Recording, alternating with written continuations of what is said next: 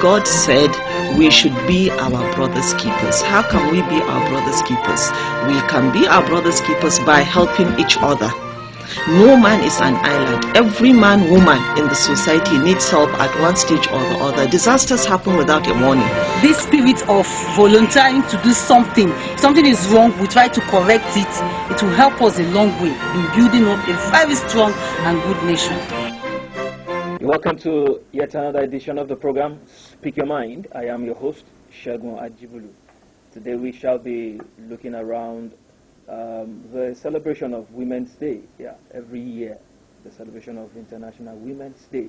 Now, each year, International Women's Day is celebrated on March 8th. The theme for this year's celebration is focused on inspiring change, I believe, in women. All right. Now, progress for all women are celebrated for their contribution towards economic, political, and social achievement throughout history and across nations. Women spend the majority of their income on the well-being of their children and family. Raising women's labor force participation increases economic growth. By ending women's poverty, we will sustainably and significantly reduce extreme poverty worldwide. What does that mean? Yes, I have a guest in the studio who shall be discussing around this year's celebration, why the theme inspiring change. And with me in the studio is Hajia Amina Zauri. You're welcome to the studio. Thank you very much. Okay, yeah, this year's celebration is centered on the theme inspiring change. What does that mean? Well, thank you very much. You know, just like you have said, the International Women's Day, each year we look at issues around how women can be better off. Okay. And inspiring change is very timely because now the world over is looking at how women's issues, could be turned positively. Okay. Therefore, inspiring both the male and the female towards enhancing a better living standard for women. Okay. Now, if you look at world over now again, the focus is on United Nations Security Council Resolution 1325. That resolution is principally based on improving women's standards, especially women that have gone through pre- and post-war. There are so many challenges that come up for women, economically, politically, socially, and health-wise, in issues like that. So I think they're trying to tally the resolution 1325 with the standard of women as it is now, so that we can improve on their standards by creating the field inspiring change. So we want to inspire everybody so that we can move towards a positive change to better the standard of women. All right.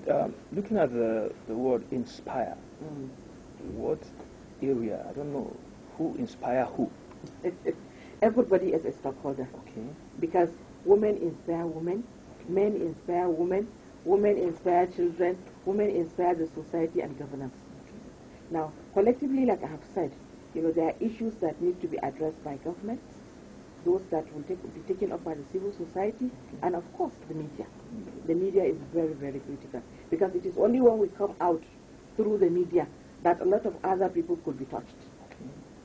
Now, what we are trying to advocate for, now as women, you see, like I've said, in improving the standard advocate for, that has to do with the change? Yes. Okay. Of course, that has to do with the change, because we are trying to change the situation as it is now. Okay. And we have realized that everybody, like I've said, is a stakeholder. Okay. The men are stakeholders, government is a stakeholder, other women are stakeholders, even our children are stakeholders. Because collectively what we do affects the life of a woman in totality.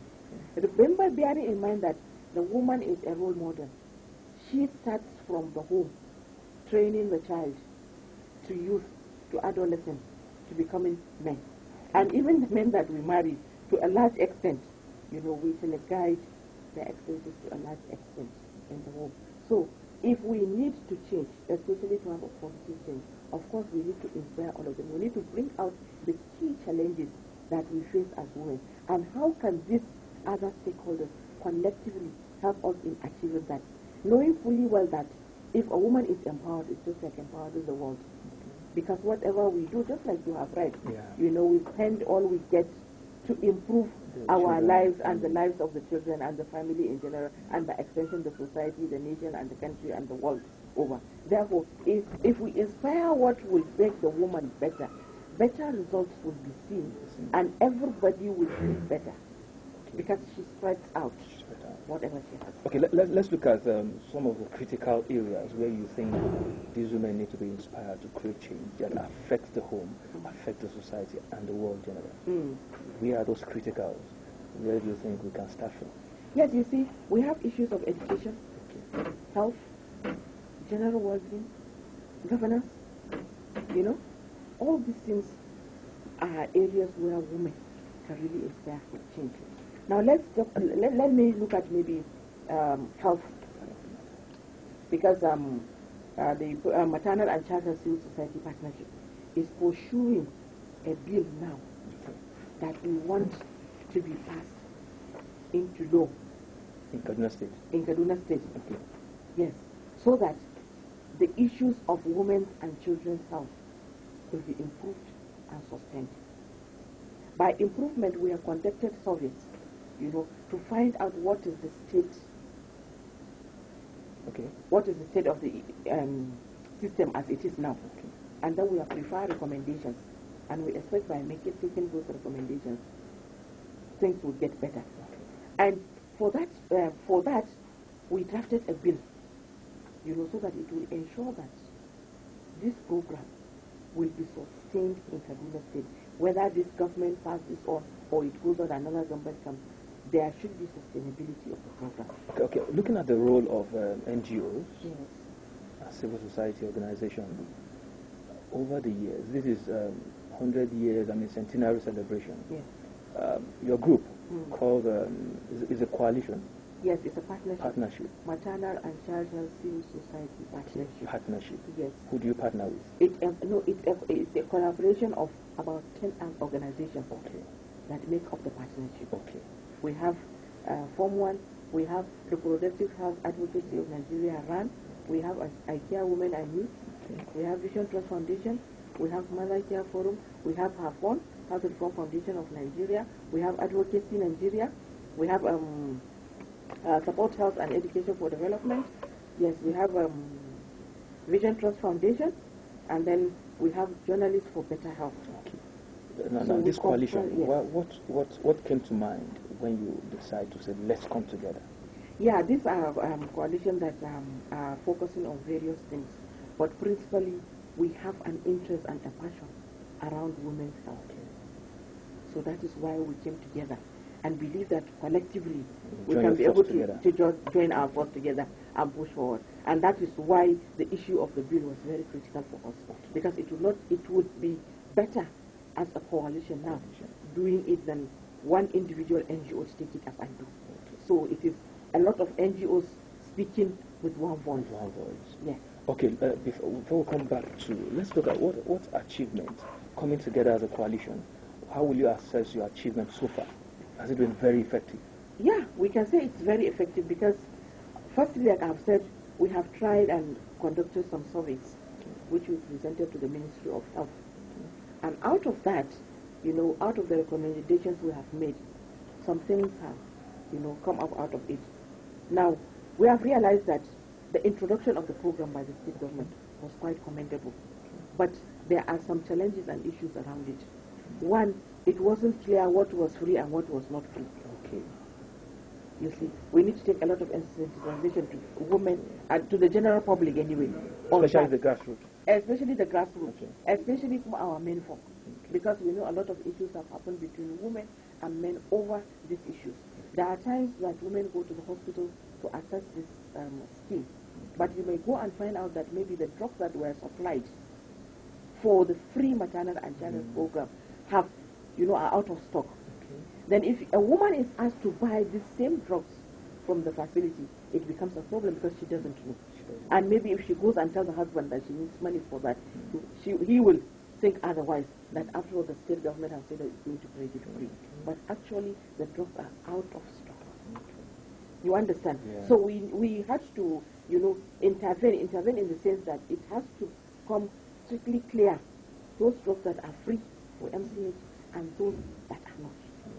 So that general public will know. So that it will foretell a lot of problems.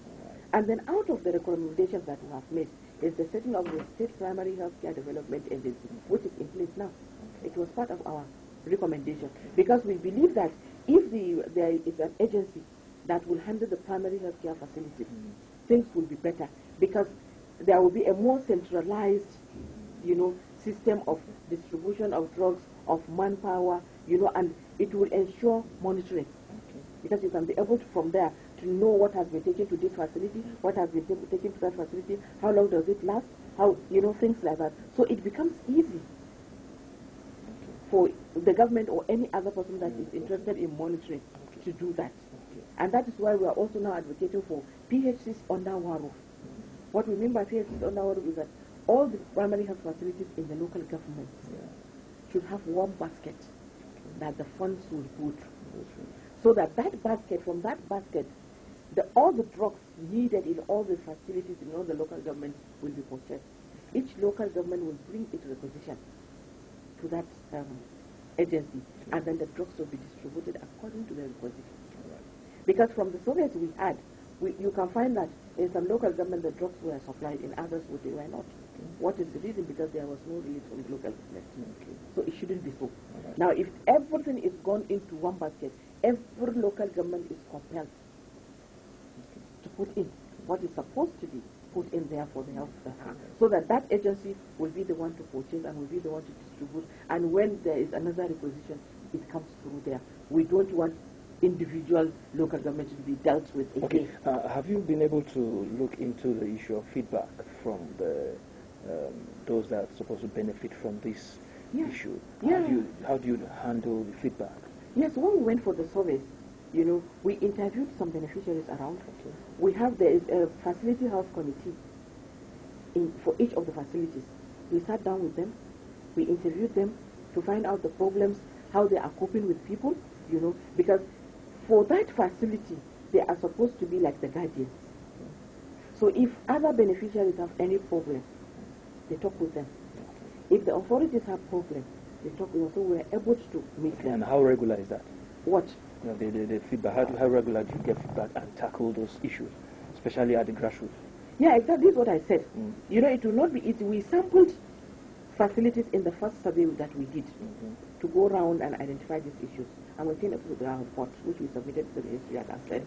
Then recently, in August last year, 2013, we went back again for a spot check to see, one, the state of the facilities themselves, the issue of manpower, the issue of drugs, personnel, yes, the issue of drugs, and then even the accessibility for the beneficiaries. And in most all the facilities we went to, we were able to meet some of these committee members. And like I've said, of course there are beneficiaries because we went during working hours, and there are women and men all around, and we had the liberty to interview them and find out what the situation was. We were taken to the stores to see the drugs that were on ground. We even had the privilege to see the voucher, which they sent their requisition, and how it was given to them, which date and how long it lasts for them. So from there you can be able to identify the variations. And what now, looking at the theme of this year, inspiring change. Now, talking about the issue of violence, women have always campaigned against men violating them, their rights and privileges and stuff like that. How will you access? We celebrate International Women Day every year. Now, how will you look at this violence against women, and what are the achievements so far? Yes, we thank God, because every day more awareness is being created on the issue of violence. And what is most important is to know what is even violence. Because it is not when you take a machete or any harmful object or something to hack on somebody that is violence. Violence is a situation whereby the state, physical, psychological, emotional state of a person is being tampered with. It's come into violence. You don't have to physically beat somebody, but you can harass him to have a physical effect You can harass him to have a psychological effect. You can harass him to have a mental effect. These are all forms of violence. And from what the work the non-governmental organizations are doing, more awareness is going in for the women and the men, so that they can be able to identify that it is not when I beat my wife that I'm committing violence against a woman. Even infringing on her physical, emotional, and psychological human rights is a violence. So a lot of people are taking to understand and hotel from that. And just like I have said earlier, the United Nations Security Council Resolution 1325 deals with these issues, and it has instituted that each country should go and look at its peculiar problems and come up with pillars that this resolution will stand on. Then they should draft a national action plan to ensure that the issues of women, because Resolution 1325 strictly deal with women issues post and after conflicts or wars.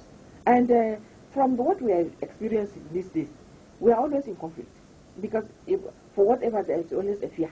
We don't have to go into physical war that is like what is going in Sudan or Somalia or wherever before you say you have a conflict. We have conflict even in Nigeria here. Because you see, there are issues even with these security men that are around the corner on the street everywhere. The issue of harassing women, that they should drop from